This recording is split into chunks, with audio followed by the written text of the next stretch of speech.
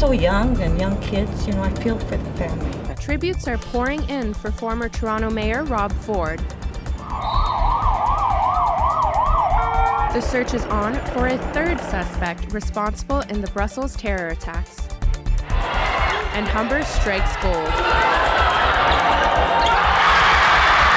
The women's basketball team sinks a last-second shot to win the national championship. Hi, and welcome to Humber News. I'm Natalia Vega, coming to you from our newsroom here at Humber College North Campus. Tributes have been pouring in since the news of Rob Ford's death. The 46-year-old former mayor died yesterday, and people have been sharing their memories of him. Etobicoke was Ford's home and stronghold, and people are coming together today at a local park to pay their respects. Our reporter, Katie Jones, has the story. I'm standing at the Rob Ford Memorial, where people are coming, dropping off flowers, and sharing what their memory of Rob Ford meant to them. The news broke yesterday that Ford died around 11:30 at Mount Sinai, surrounded by his family. Ford was diagnosed with a rare form of cancer in 2014, and it forced him to pull out of the mayoral race. Although his time in office marked controversy, people are still coming and paying tribute to our former mayor.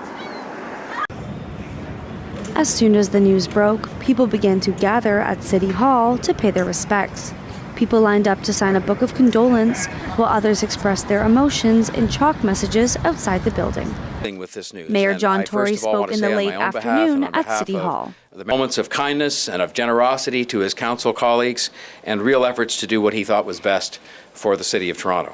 He was, above all else, a profoundly human guy whose presence in our city will be very much missed. Even though City Hall was filled with people, Council Chambers was eerily empty, considering most of the dramatic moments of his tenure happened in this room.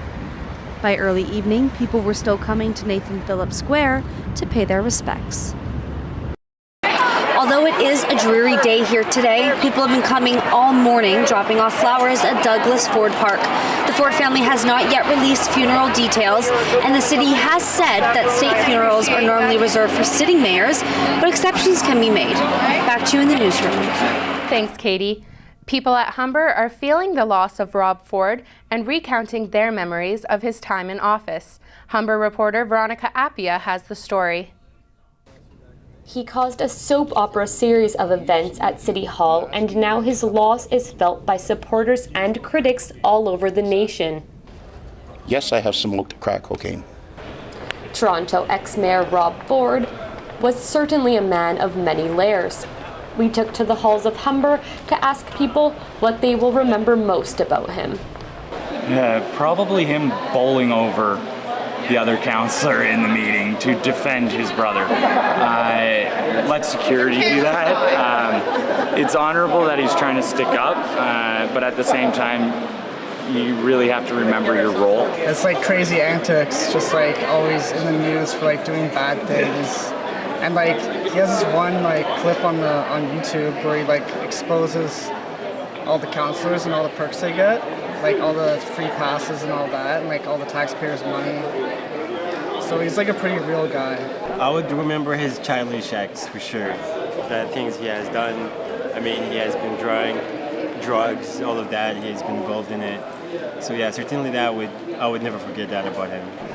Whether people were enamored by him or offended by him, it's safe to say Rob Ford certainly left his mark on people all over Toronto and beyond. Oh, it saddens me because he was so young, he got cancer, and like a lot of us are affected by cancer, so it's a sad thing. I think he certainly brought a lot of people to understand Toronto exists. There were a lot of people around the world who all of a sudden knew what Toronto was, and he did a lot for the people in his riding. He cared about the people in his riding, and that's the best part of his legacy that he leaves behind. Despite the crazy memories, people continue to remember the man who constantly questioned what it meant to be mayor. Veronica Appia, Humber News. Ford's legacy as mayor of Toronto is complex and layered. His time in office was marked by controversy surrounding his drug use and erratic behavior. Here's a look back at some of his most memorable moments.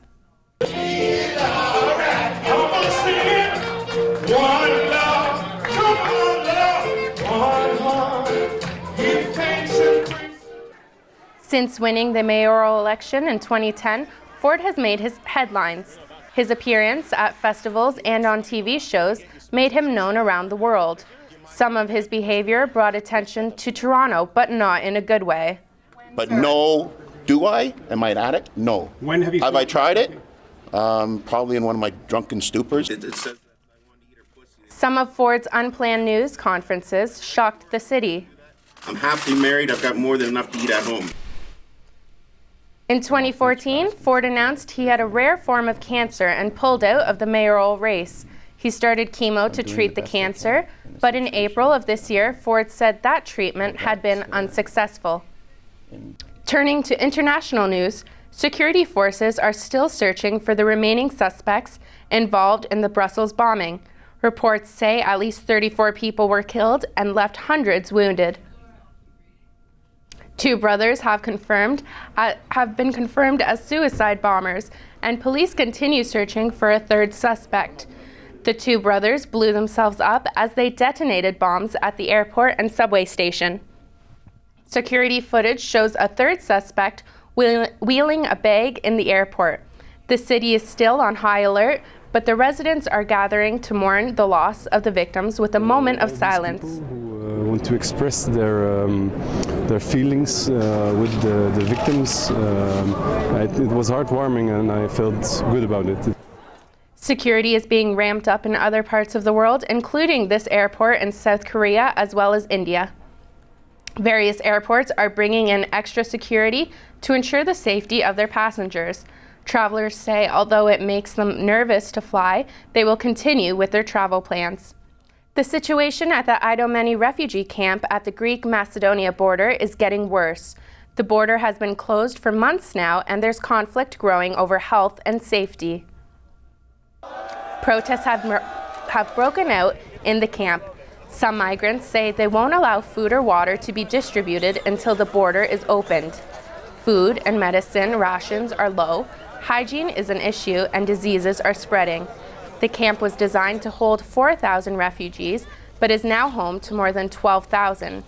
Aid workers at the camp stopped work yesterday because they were afraid for their safety. People outside of our clinic beating the doors, and our staff feel unsecure. Greece has been sheltering around 43,000 refugees.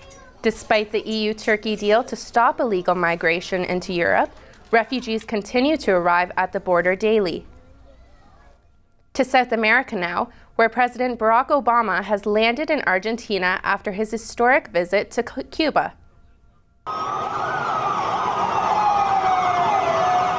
Obama was welcomed to Argentina by President Mauricio Macri as part of the U.S. president's official visit. The 2 presidents shook hands and took part in photo ops before their talks began at Argentina's government house. The visit is part of improved relations between the 2 countries. The previous government in Argentina clashed with the U.S. for more than 10 years. Biologists are linking a wrecked vessel that washed ashore in Oregon to the 2011 tsunami in Japan. Algae and an oyster are among the clues that led scientists to their discovery. A 9.0 magnitude earthquake set off the tsunami that devastated Japan's Pacific coastline. Debris and sea creatures from the disaster are still finding their way to North America's Pacific shore. A 6th century church with a rare collection of Christian art has reopened to the public. After more than 30 years of restoration, this chapel of the Middle Ages has finally been made accessible to tourists. It was buried after an earthquake in the year 847 and was uncovered in the early 1900s. The interior of the church features ancient paintings of the saints, popes, and emperors. The damage was so extensive, restoration costs reached 2 million euros.